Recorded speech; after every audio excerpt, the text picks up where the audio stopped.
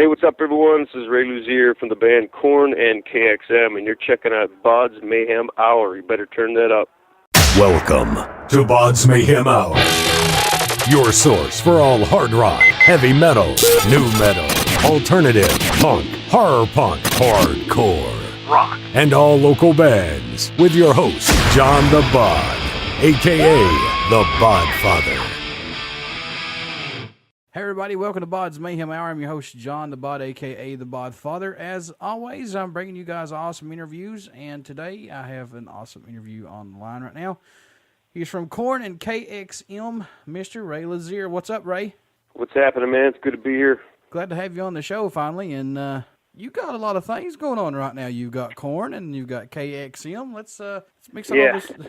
Never a dull moment around here by any means. Yeah, it's awesome. This is my 7th year with Korn now, and having an amazing time. We're a very busy band. You know, we never really stop touring. A lot of bands go out on a certain cycle, and we're out for 3 or 4 weeks, come touch home base for a couple weeks, and go back out. So, which is awesome. You know, I love being a part of it, and we just released the Paradigm Shift last October. We're still out there touring to support it. And my side band, KXM, was with Mr. George Lynch and Doug Pinnick. I've been a huge King's X fan since they came out, you know, and that was on my bucket list of things to do, be on a record with Doug Pinnick. So I'm real proud of it. We just debuted at number 31 on Billboard, and the video is out, and hopefully we'll get some shows in before the year's up. All of our schedules are so busy that it's kind of hard, but hopefully we'll get out there. Now, I want to mix this up a little bit with some Korn questions and throw in a little bit of KXM questions here as well, because sure, I got to listen to the KXM album, and really good, man. Some good stuff. That is some good stuff from you guys. With Korn, Ray, the first time that you ever took the drum kit and you seen people going crazy, how did that mean to you? How did you feel with that? Well, I always knew Korn was a very powerful band, and they were very unique. That's what's cool about, you know, when they first come out. I remember I was a teacher at Musicians Institute in Hollywood, California, and the teacher brought one of the songs in, and he says, we're going to start this class and have the students memorize songs, you know, and obviously I was in the hard rock and metal areas of the school, and he brought in Korn Blind, and I just remember hearing that riff going, wow, this is going to mess everyone up in a great way, and it did, you know, that's what I love to be a part of, the uniqueness of it. I've been a session drummer most of my career, you know. I would play with David Lee Roth one day and play on a country record the next, and play on someone's thrash record the next day, and that's just the way I made my living. You don't just join a band like Korn. They're so powerful, and man, they got a diehard fan base. I mean, I got really ridiculed for a couple years, and there's still haters out there that want the 5 original, and back together. And I get it. I'm a fan. You know, it's like when I go see Alice in Chains, and there's a new singer up there. It's hard to digest, but you know what? He's amazing, and you know, I accept the change. So yeah, it was very, very interesting when I first got in, because it was kind of intimidating, you know, tackling on that. And we were playing some really, really big places right off the bat, and it's no joke. You know, you're on from the get-go. After the 7 years being part of Korn now, what's it mean to you personally to be part of this? You know, I'm really, really honored to. We just got inducted into the Rock Walk down at Guitar Center there, Hollywood, and man, I thought for sure that I wasn't going to be included on that. You know, because usually, if they're a newer member, they just take the originals, and my band's like, no, man, you've been a part of this, and you've paid your dues tenfold before us, so we want you to put your hands in there too with us. So I was really blown away. It was a big honor, you know, to be a part of this legendary thing, you know. So it's gonna be cool when my son turns 30. You can go down there and, you know, whatever, and check it out. See, that's my old man, you know.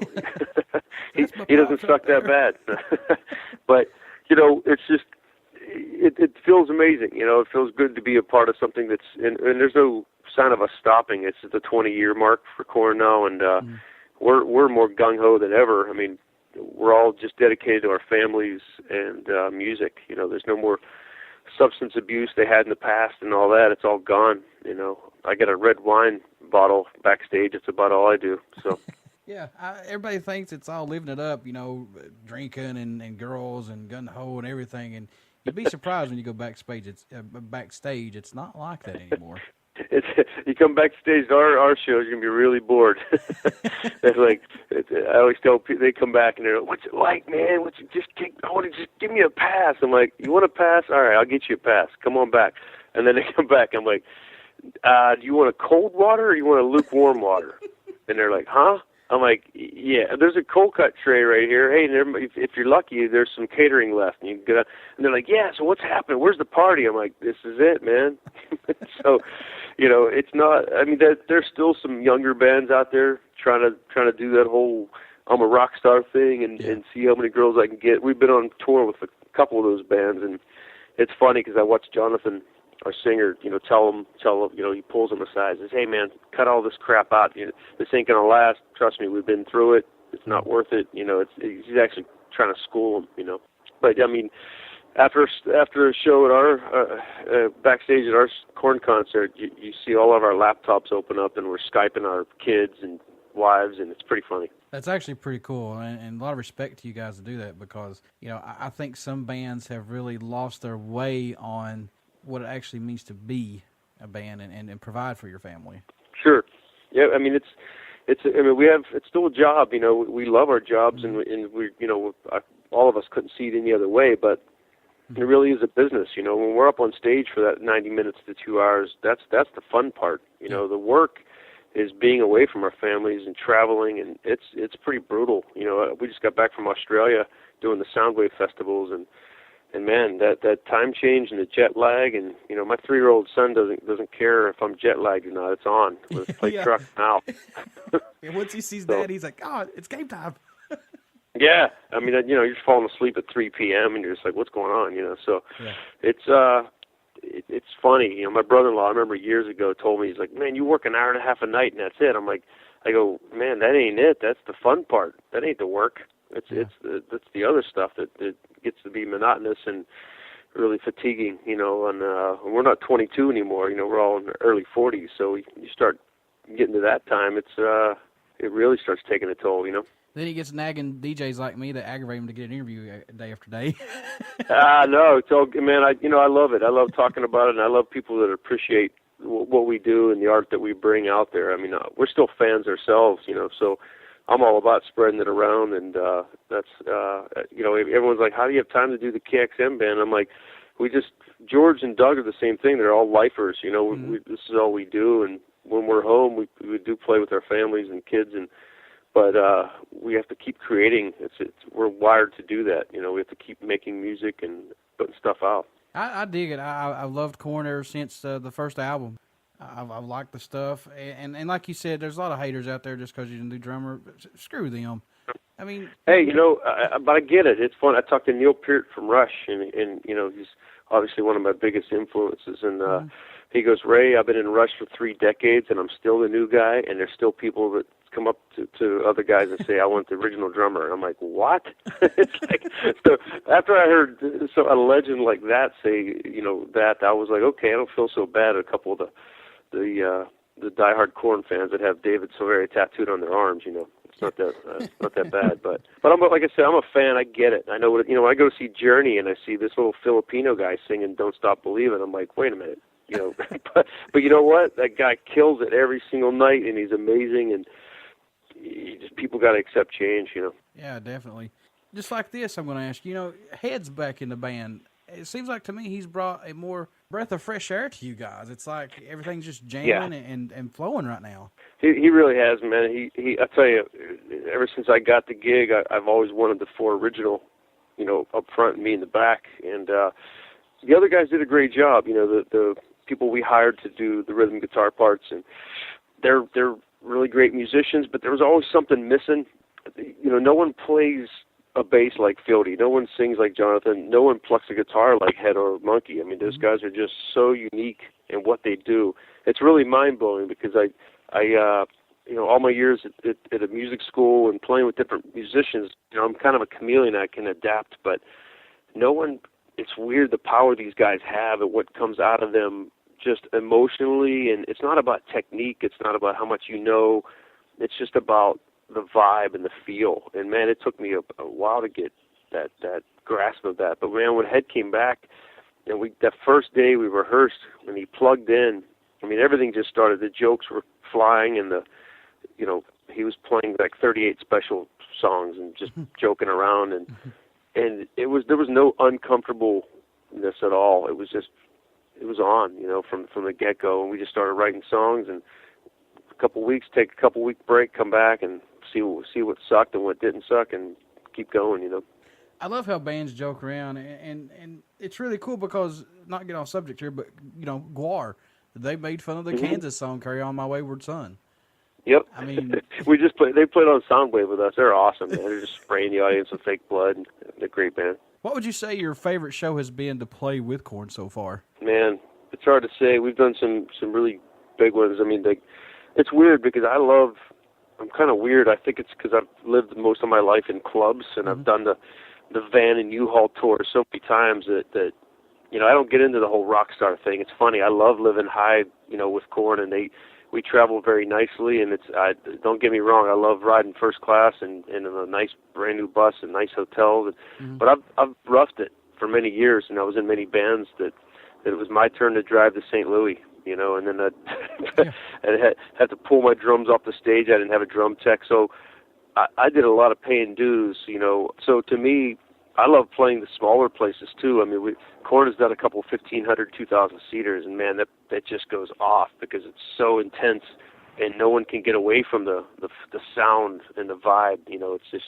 It's right. There's no escaping. Sometimes we've done Donington Festival in the UK and Rock am Ring in front of 80,000 people in Germany, and there's nothing like hitting a drum and projecting over 80,000 people and moving people with our music, and that's amazing, But I love both spectrums, I love the giantness and the intimacy.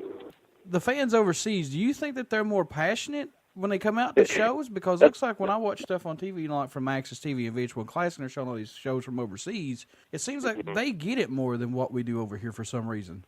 Yeah, it's funny you say that, and especially the people that have never been over there that live in the States, they're always like, we're the best. And I'm like, yeah, but because there's something, man. I'll tell you what, the first time we started doing those giant festivals and the big tour, we did 35 countries in 4.5 months in 2008, and that was pretty mind-blowing because you're in Russia one second, the next day you're in Dubai, then 3 days later you're in Australia, and then you're in South Africa. I mean, we did a crazy, crazy tour, and I didn't realize the magnitude. I've done some stuff with David Lee Roth overseas and all that, but man, a band like Korn that appeals to the masses like that, has worldwide appeal, it's really something to see. I mean, those people at the Rock am Ring festivals in Germany, they camp out in tents days before the show even starts. I mean, they're in it, man. It's like, don't take off work.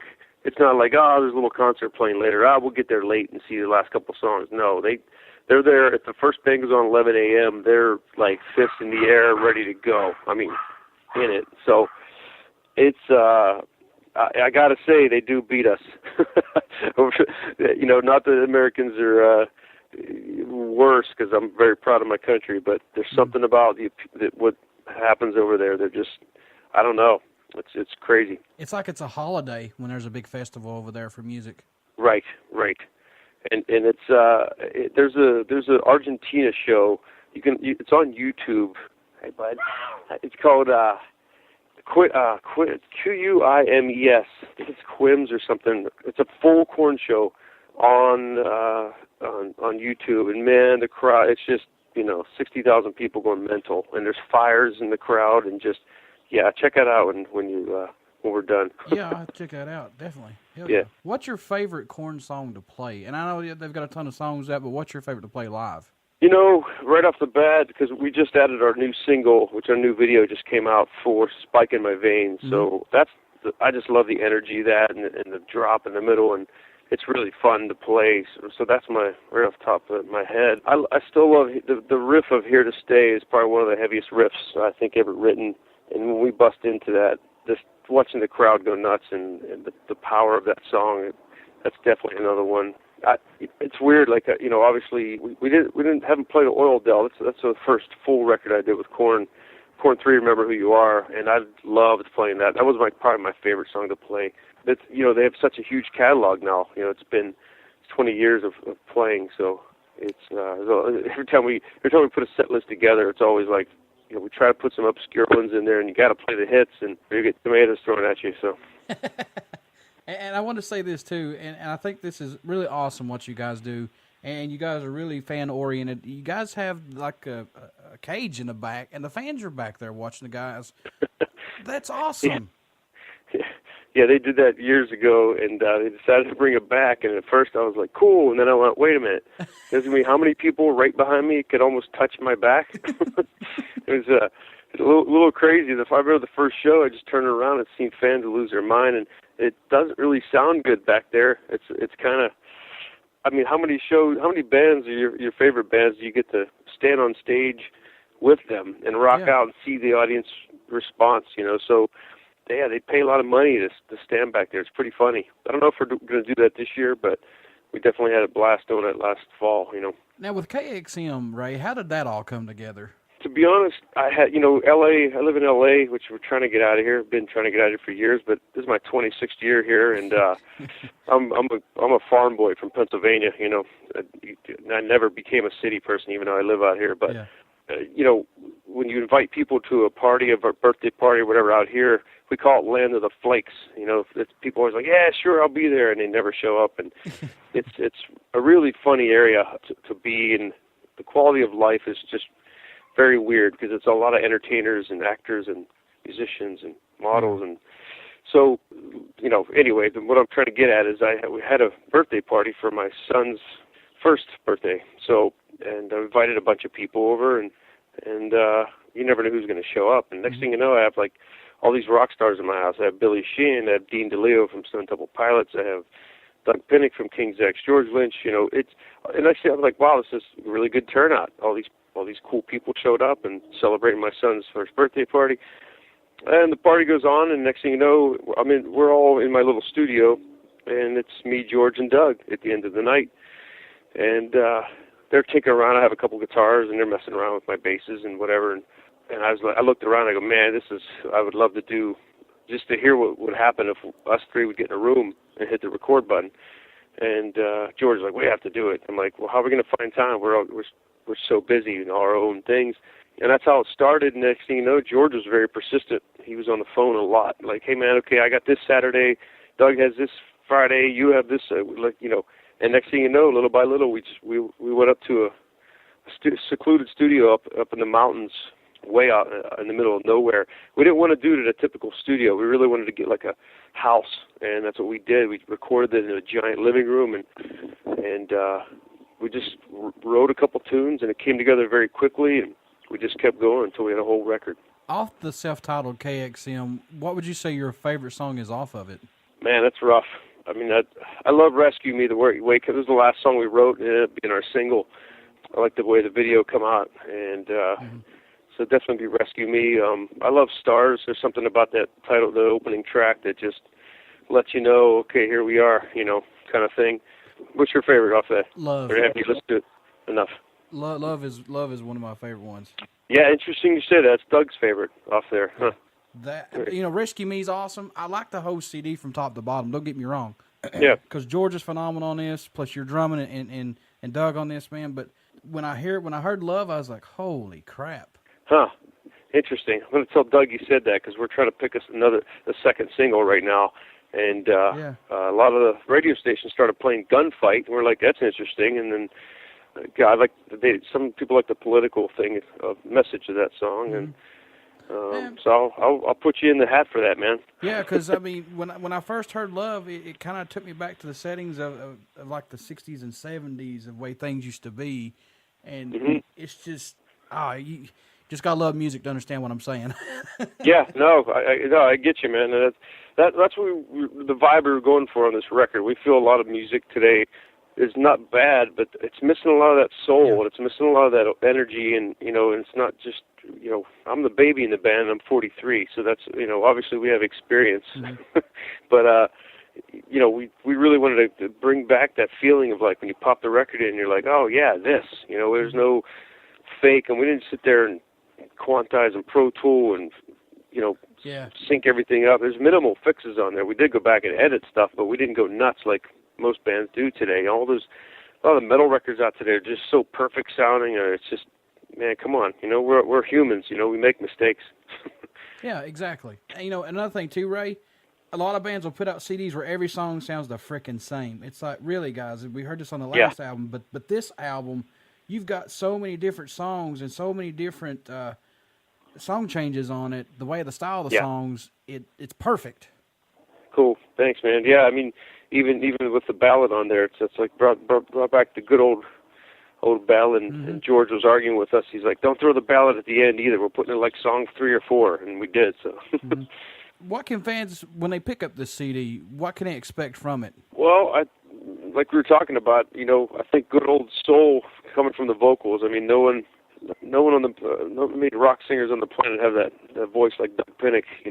Like I said, if you don't have King's X records, go out and buy them all today. Yeah. They're that good.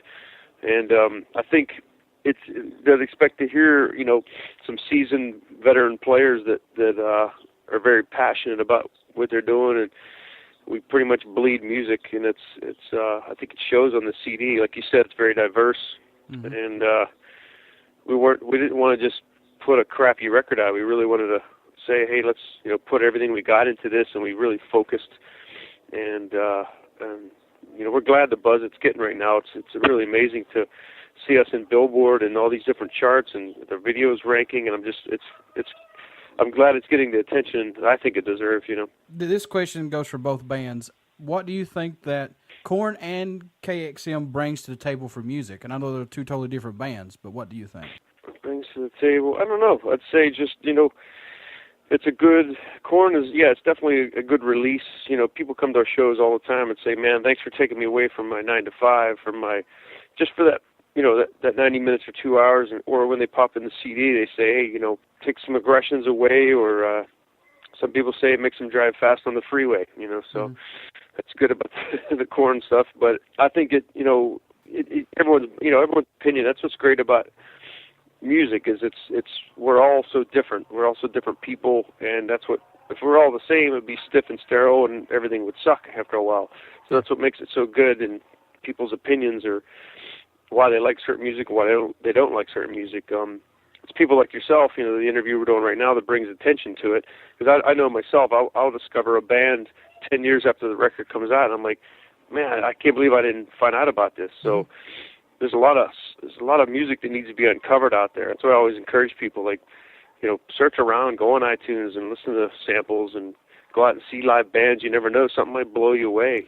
There's a band called Mute Math that I fell in love with. Man, they were on the side stage at a Korn festival like a couple years ago, and me and my fiance were out there and watching them, and I loved them so much I went out and bought all 3 records that night on iTunes, so then I never heard of them before, so you never know, just got to keep searching. Yeah, there's a band that's overseas right now called Blues Pills that are like Monster Truck, kind of like a Black Sabbath-y style to them. Janis Joplin deal. Really good. It's a female lead singer with them. I'll check them out. Very cool. Check them out, and hopefully you'll dig them, man. Yeah. Any new bands? Well, I guess you didn't answer that. I'm sorry. Let me go here. What's that? Oh, Mute Math I really dig. It's weird because we see a lot of bands on these festivals, and most of the bands that play with Korn are either been around, like we just went out with Rob Zombie, and we had, we were supposed to play a show in Mexico. It got canceled, but we played with everyone from Kiss to, on the Soundwave Festival, there was Green Day, all kinds of, like, it was all over the gamut, so, but like brand new bands, they're hard to find these days, that really blow me away or make me want to go buy the record, Poppier stuff like Imagine Dragons, they got some strong songs, I'm not much into the super metal stuff. It's weird, like, being in a heavier band, I listen to more, poppier stuff. Anything that moves me, I'll listen to a new Seal record, I don't really care, That's like me, I'm a big horror punk fan. Oh, wow. I love it. Misfits, stuff like that, Blitz Kid, new band that's out right now called When Hawk and the Morticians. I mean, these are local bands. I just love it. I love horror music and horror movies, and I think it's awesome. That's cool, man. Hey, why not? That's like, if people the three fans of mine that are out there, I have a side band called Hideous Sun Demons, and it's James Lomenzo played on. He's a huge horror movie, like sci-fi buff, and he named the band Hideous Sun Demons after one of the characters, and it's an instrumental record with some of the David Lee Roth members on it, and it came out on Magna Carta in like 2004, 2005, and I'm still getting people like coming up to Korn shows for me to sign that. It's really funny, but you have to check it out, because in the album, there's a rare album we put out. We had to get rid of it because it had a bunch of the characters, and we couldn't get it copyright, or because of copyright we couldn't use the characters. But yeah, that's funny you say that. I wrote that down so I can check it out if we get done with this. Yeah, totally. It's instrumental. It's all crazy. It's all over the gamut. It's like rock to Latin to fusion. It's pretty cool. Ray, since it's the digital age, do you think it's really hurt the music industry and helped out local bands and everything? I mean, what's your take on this? I go both, ways on it, back and forth. I think that, via email and file sharing and everything we do these days, it's instantaneous. I love the way that you can release something and in Berlin, 30 seconds later they can hear. I think that's amazing. File sharing for me, like I can do somebody's record. I've done a couple records in my house that I never even met the artist. I've sent files to San Francisco, never even met the artist, and I get a check in the mail. It's the weirdest thing, That's amazing. I love there's a beauty about that, and YouTube and seeing videos and concerts. The bad side is stealing the music. I remember like ripping on Metallica, the whole Napster thing that went down, and I remember going, "Oh, come on, guys, it's not that bad." And they were right a long time ago about music being out there. I mean, when I was in the band Army of Anyone with the DeLeo brothers and Richard Patrick, that really hit me upside the head, because these little kids are waiting outside by the bus for us to sign things, and this kid had come up to me and he's like, I go, "Hey, thanks for coming to the show." He goes, "Oh, I love the record, man." He goes, "I love songs 3, 4, and 7, and I'm like, "Oh, cool, man. Where'd you get it?" He goes, "Oh, I ripped it a week before it came out." I go, "What do you mean ripped it?" And he's like, "Oh, well, somebody got a copy of it, and we just all dubbed it for our friends." I'm like, "You dubbed? So wait, it's $11. You couldn't afford $11 to?" And I started getting really, really mad. I was like laying into the kid. I'm like, "What'd your dad do?" He's like, "He sells shoes." I'm like, "Well, okay, so he probably bought you that jacket, right?" He's like, "Yeah." I go, "Well, he sold a bunch of shoes to buy you that jacket." Well, we went in the studio for 4 months, and all we're asking for is $11 for the record. Yeah. Don't you think that's worth it? And I remember like literally yelling at this kid, and my drum tech is like, "Dude, you got to calm down." I'm like, "No, it's $11. You know how long we worked and how hard we worked on this record." And then I started, he's like, "Man, welcome to the times. This is the way it's going to be." And so it took me. That was 2006. And wow. You got to kind of embrace it that people are still coming to the shows. You're never going to replace live entertainment. That'll never happen. So, that's how we make our living, is live entertainment. The diehard fans will buy it. I myself, I'm still going to Best Buy and I'll bring home a stack of CDs. I always support the artist. I'll go out and buy 3 copies of one record just to give to my friends if I like it that much. Mm-hmm. There's not a ton of us left, but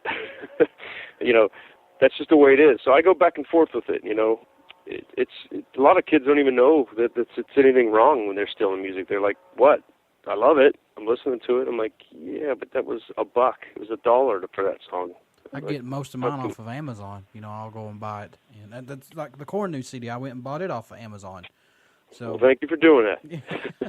and I've been notorious to buy hard CDs, the hard cases of them, and keep one for myself and give the rest away on the show as prizes. Yeah. Yep. Yeah. It's I mean, Billy Sheehan was over at my house not too long ago, and I have like 5,000 CDs, in the cases, and he's like, "What are you doing?" And I'm like, "You don't have your CDs?" And he's, 10 years older than me, and he's like, "No, man, I got rid of them when the getting was good, and they're all on my hard drives." And I'm like, "Yeah, but I can't part with all these. Every once in a while, I'll just go open up a Led Zeppelin record and flip through the booklet, or an old David Lee Roth CD, or so. I still like doing that. They're just sitting there, but it seems like you put too much money and time in your collection. You don't want to see it go away. Yeah, exactly. I mean, I still got like 2, 3, 4 shelves full of CDs. Mm-hmm. So I've got cases full of CDs, and my computer's full of music, and so. Even in Pennsylvania, I have a whole vinyl collection. It's not big, but I still have a bunch of my old records I grew up with, and my parents still keep them.